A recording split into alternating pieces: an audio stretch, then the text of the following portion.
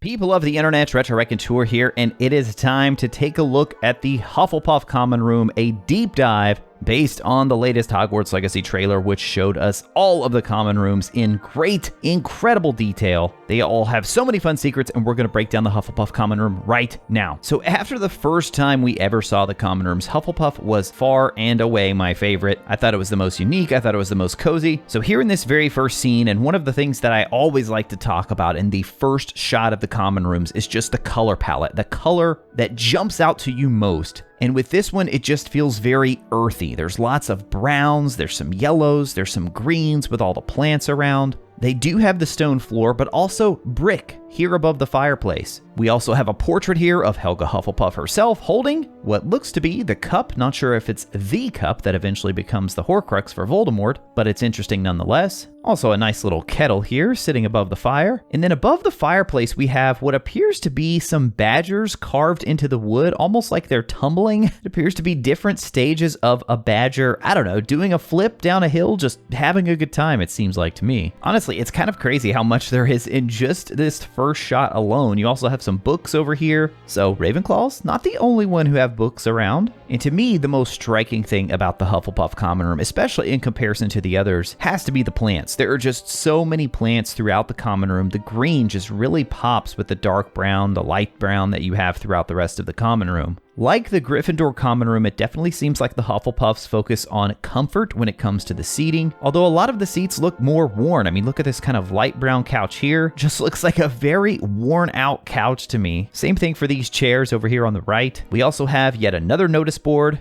and that Chudley Cannons poster yet again, even though we're kind of far away from it at this point. Also have another grandfather clock here, and it's interesting to see the similarities, some of the same items even that appear in multiple common rooms. And then in the next scene here, we're actually going to stay in the same room, but the camera moves a little bit. So now we're on the opposite side of the room, which means over here on the right, we're going to get a better look at the portraits here. And so far, it seems like Hufflepuff is kind of somewhere in between Ravenclaw and Gryffindor when it comes to the portraits. Not quite as many as Gryffindor, but more than Ravenclaw. We also get another look at the watering can here, which we saw in one of the Hogwarts Legacy ASMR videos. Just one of those fun little things that shows we are in a magical world. This isn't a normal world. We have this little magical watering can that has just been bewitched to always do its job, even in the rain, as we saw in the ASMR video. Then I really like this arch over here on the left side, and if you look there underneath, you see what a lot of people are calling the Hobbit holes. It's true, I definitely think Hufflepuff has taken inspiration from Lord of the Rings and from the Hobbit holes, and it makes perfect sense, it really does. Fellow Hogwarts Legacy content creator Expecto Go, who is a Hufflepuff I might add, I gotta give him credit for pointing this out. I think he's spot on with the fact that the Hufflepuff Common Room and these little holes here, it kind of feels like a burrow, which makes total sense for a badger for Hufflepuff.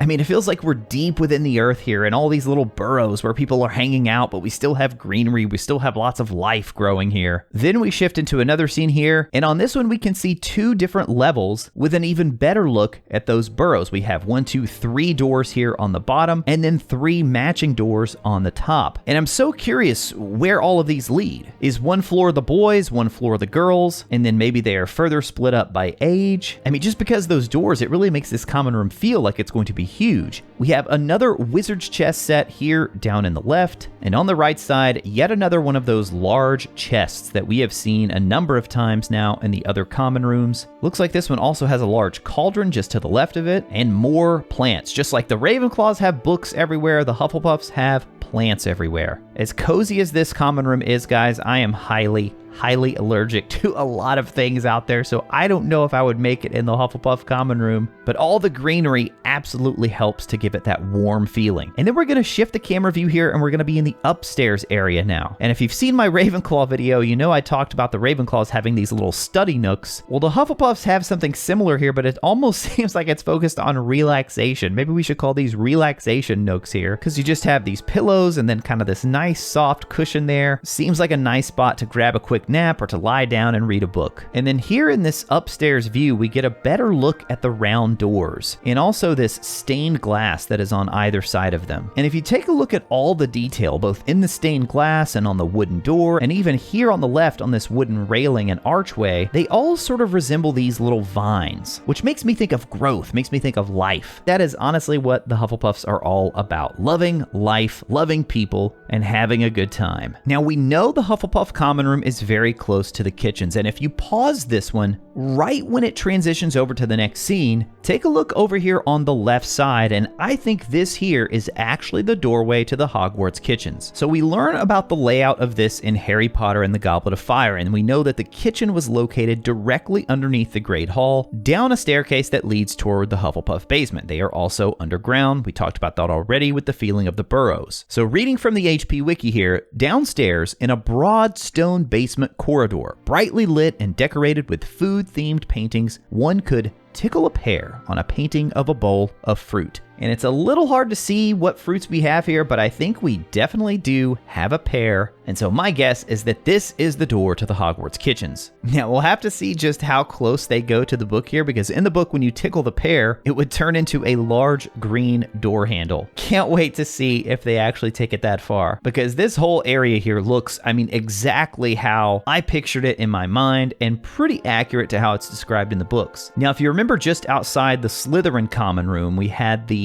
torches with the snakes on either side, and we have something similar here, another large torch with the badger surrounding it. The corridor was also described as having lots of paintings, with most of them having to do with food, and that is exactly what we see here on the right side, and here on the left side as well. Once they turn the corner, we see two more of the large columns with the fire, with the badgers. Now, before we get to the entrance, we have to talk about what is going on over here on the right side. We have an NPC here standing, just kind of staring directly in the center of these barrels. And then as we're going by, we, the player, also see there's some sort of little shimmering object here. So my guess is that that would be a start of some sort of minor side quest. Maybe we walk over and talk to this student to get things started. Maybe we're going to need the Revelio charm here, which was used to reveal concealed objects, messages, invisible things, passages, or even hidden markings. Now, it could also be something to do with actually getting the Hufflepuff door to open, because we do not see it happen in the short little clip here. However, fans will know that the barrel, 2 from the bottom, middle of the second row, needs to be tapped to the rhythm of Helga Hufflepuff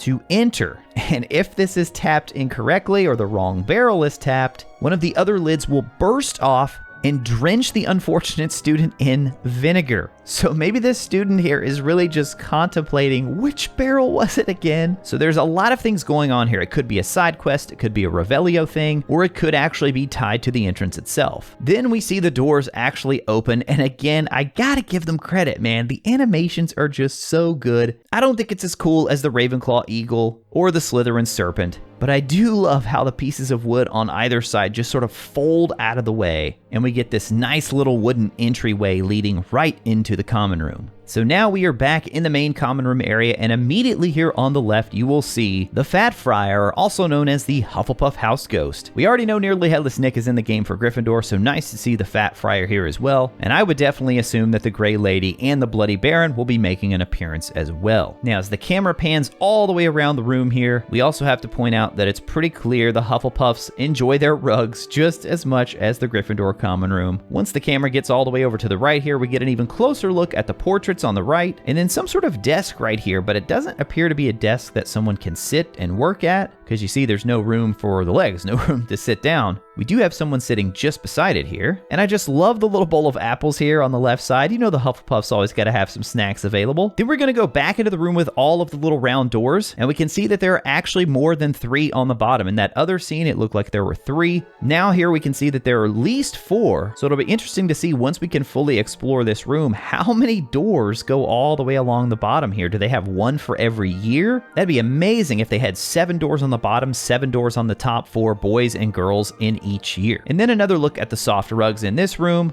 and I have to point out, I just love the brick so much. I don't think that we have seen brick in any of the other common rooms, and I think it makes perfect sense for Hufflepuff. It's a great choice to have here. And then just before this scene finishes, we get another look at a flue flame that has been lit over here on the right side with Ignatia Wildsmith there. There's a lot of discussion out there about these flue flames and how they're going to work. We know they're going to be a fast travel point, but when it comes to the one in the common room, will we be able to fast travel straight to it? Or perhaps, as some of you suggested on my last video, that maybe this is only an exit. So maybe the common room flue flames are a little bit different in that you can only travel out using this flue flame instead of being able to travel in. I mean, honestly, if you could just fast travel in, then it kind of defeats the whole password system that they have set up to protect people from getting into houses that aren't their own. But again, maybe it's just one of those things that they have to kind of take liberty with and make it be a more approachable game by allowing you to fast travel directly into the common room if you don't want to do the whole entrance thing every time. And then just before the scene cuts away, I want to talk about these markings on the floor here. And I almost didn't notice these, but they stood out to me because I don't believe we see them anywhere else in the common room unless I have missed them. If I have, let me know in the comments below. Most of them seem to be just kind of random patterns, but then there are a couple like this one here and then the one just to the right of it that almost look like they are animals of some kind. Then we shift to a scene with our character coming down the stairs, another look at the Fat Friar here on the left, as well as a Quidditch portrait just behind him. Then we get a shot of our character reaching the top of some stairs, getting ready to look down in the main area of the Hufflepuff Common Room. And these little things over here on the stairs, I mean, they just look like eggs to me. Then the character reaches the top of the stairs and gives us an overhead shot of the room that we've become familiar with throughout this trailer. And if you missed any of the other Common Room breakdown videos, I'll put them on the screen now. As always, thank you all so much for watching. I'll talk to you again soon.